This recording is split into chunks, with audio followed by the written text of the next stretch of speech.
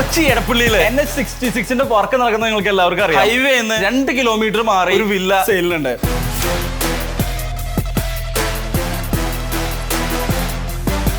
Individual വില്ലയാണ്. 5 saint സ്ഥലത്തിൽ 2050 square feet വരുന്ന 4 bedroom വില്ലയാണ്.